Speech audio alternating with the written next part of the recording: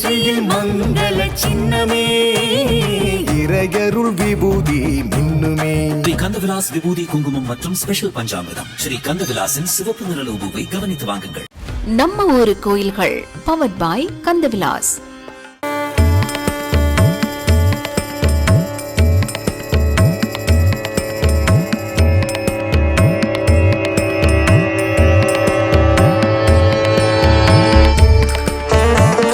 சோமங்கலம் சிவனுக்கு ஒரு கோவில். இங்கு பிரதான தெய்வம் சோமநாதீஸ்வரர் காமாட்சி அம்மாள். சென்னையில் உள்ள நவகிரக கோவில்களில் இதுவும் ஒன்று. சந்திர கடவுளுக்கு அர்ப்பணிக்கப்பட்டுள்ளது. குலோத்துங்க சோழன் கிபி 1073 கோவிலை கட்டியதாக கல்வெட்டு ஆதாரங்கள் கூறுகின்றன. இறைவனுக்கு எதிரே இல்லாமல் வழக்கத்துக்கு மாறாக கிழக்கு நோக்கி நந்தி இருப்பது கோவிலின் தனி அம்சங்களில் ஒன்று. தெற்கு நோக்கி காமாட்சி அம்மன் சன்னதி உள்ளது. நடராஜர் சாதுரா தாண்டவ மூர்த்தியாக இருக்கிறார். விநாயகர், தட்சிணாமூர்த்தி, மகாவிஷ்ணு, பிரம்மா, துர்கை, சண்டிகேஸ்வரர், பைரவர், வள்ளி, முருகன் கருவறைகள் வெளிப்புறத்தில் காணப்படுகிறது.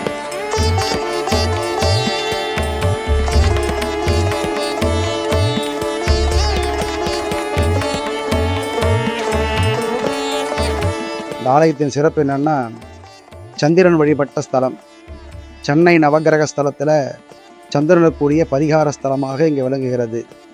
சந்திரனுடைய ஸ்தலமாக விளங்குவதற்கு காரணம் என்னெனில், தக்ஷனுடைய 27 நட்சத்திர தேவதைகளும் சந்திரன் மேல் உள்ள ஈர்ப்பினால் சந்திரனை திருமணம் செய்து கொள்ள வேண்டும் என்று தக்ஷனிடம் பிரார்த்திக்க, அவ்வாறே தக்ஷன் தன் மகளாகிய 27 நட்சத்திர தேவதைகளையும் சந்திரனுக்கு திருமணம் செய்து வைத்து அனைவரையும் ஒரு சமமாக பாவிக்க வேண்டும் என்று சந்திரனை வேண்டுகிறார்.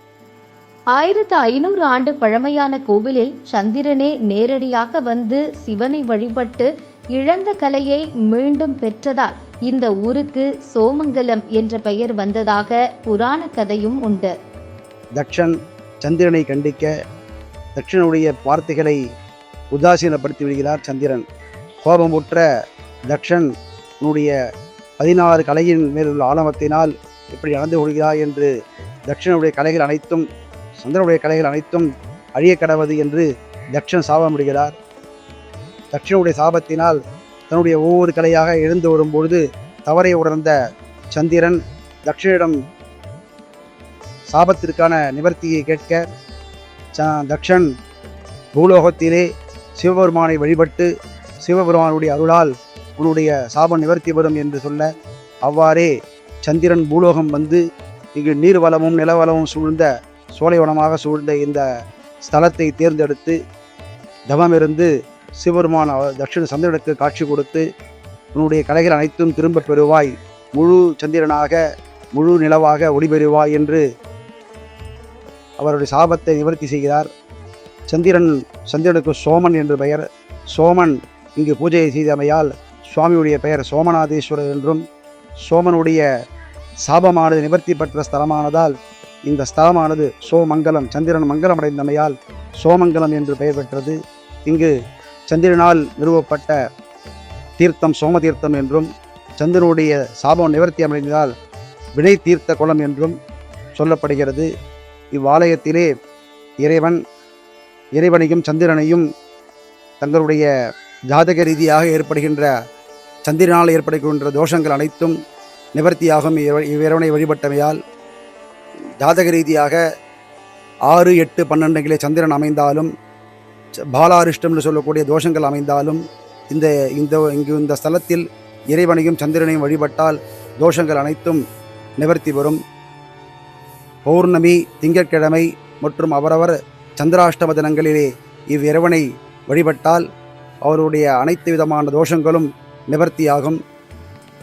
கோவிலில் மேற்கு நோக்கி சந்திர பகவானுக்கு தனி சந்நிதி உள்ளது. வழிபட்டால் சந்திரனால் ஏற்படும் தோஷங்கள் நீங்கும். மன உளைச்சல்கள், மன ரீதியான ஏற்படுகின்ற மனோவியாதிகள் இவைகள் அனைத்தும் நிவர்த்தி பெறும், மனம் அமைதி பெறும்.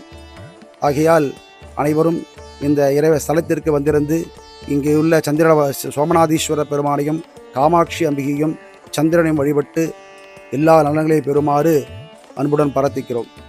அரஹர நம பார்வதி பதையே அரஹர மகாதேவா.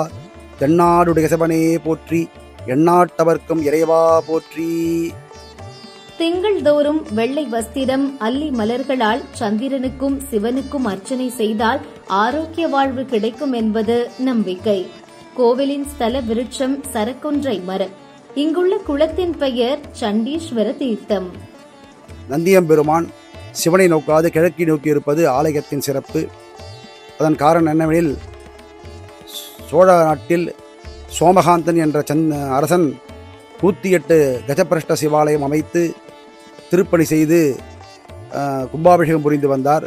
இந்த ஆலயத்தை திருப்பணி செய்யும் பொழுது எதிரி அரசன் படையெடுத்து வந்தமையால் செய்வதறியாமல் திகைத்த அரசன் சிவபெருமானிடத்திலே முறையிட, சிவபெருமான் நந்தியம்பெருமானை அழைத்து அப்படைகளை விரட்டுமாறு ஆணையிட, நந்தியம்பெருமான் திரும்பி கிழக்கு நோக்கி திரும்பி தன்னுடைய ஊங்காரமான சப்தத்தினால் அந்த படைகளை விரட்டி, மேலும் இந்த ஆலயத்திற்கு எந்த விதமான இடையூறுகளும் வராமல் காக்க வேண்டும் என்று சிவனை நோக்காது கிழக்கு நோக்கி இருப்பது ஆலயத்தின் தனி சிறப்பு.